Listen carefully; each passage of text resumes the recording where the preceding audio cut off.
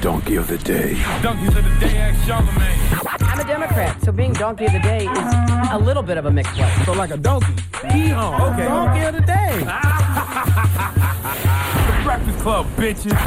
Now, I've been called a lot in my 23 years, but Donkey of the Day is a new one. Let me take my bottom grill out to do this, donkey, if I spit all over my computer. Okay. Now, Donkey of the Day for Friday, November 4th goes to Melania Trump. Okay, now Melania Trump gave her first solo speech since the Republican National Convention this summer. You remember that speech, right, where she ripped off, stole, and plagiarized parts of First Lady Michelle Obama's 2008 Democratic National Convention speech. But Melania Trump was back out there, and she was laying out some of the things she plans to do if she becomes First Lady. And she says one of the things she really wants to do is improve a social media culture that has gotten too mean and too tough. She says social media is riddled with insults based on looks and intelligence. Melania Trump, Donald Trump's wife, the woman whose body is a hint of orange because the man she goes to sleep with at night is the color of a tangerine. Donald Trump's wife wants people to stop being mean and rude to other people on social media. It has to be a word stronger than irony to describe this situation. Let's hear what Melania Trump had to say. Now social media is a centerpiece of our lives. It can be a useful tool for connection and communication. But like anything that is powerful, it can have a bad side. As adults, many of us are able to handle mean words, even lies. Children and teenagers can be fragile. They are hurt when they are made fun of. This makes their life hard and can force them to hide and retreat. It is never okay when a 12-year-old girl or boy is mocked, bullied, or attacked, when it's done by someone with no name hiding on the internet. We must find better ways to honor and support the basic goodness of our children, especially in social media. It will be one of the main focuses of my work if I'm privileged enough to become your First Lady.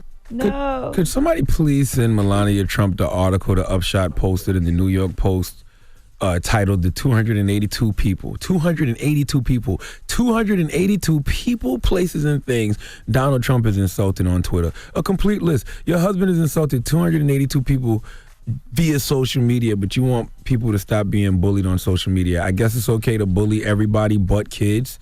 I couldn't read all of Donald Trump's tweets insulting people via social media unless I dedicated the whole 4 hours of the Breakfast Club to it, and we would have to cut all the Drake songs and commercials and just talk straight for 4 hours to get through all 282 of these tweets. But let me just read a few highlights.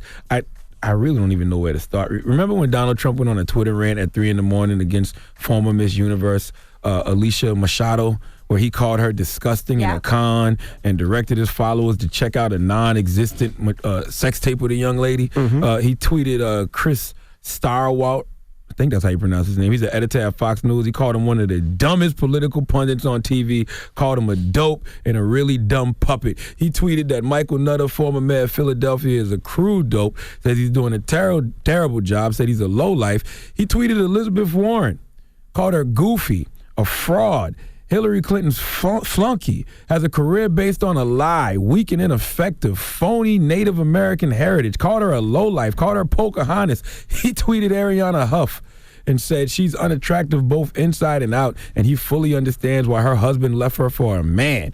He tweeted that while Bette Midler is a completely unattractive woman, I refuse to say that because I always insist on being politically correct. Donald Trump once tweeted, 26,000 unreported sexual assaults in the military, only 238 convictions.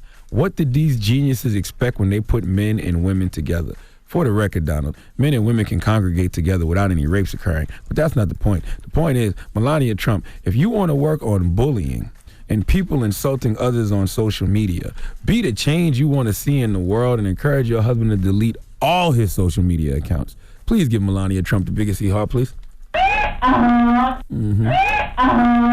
Breakfast Club.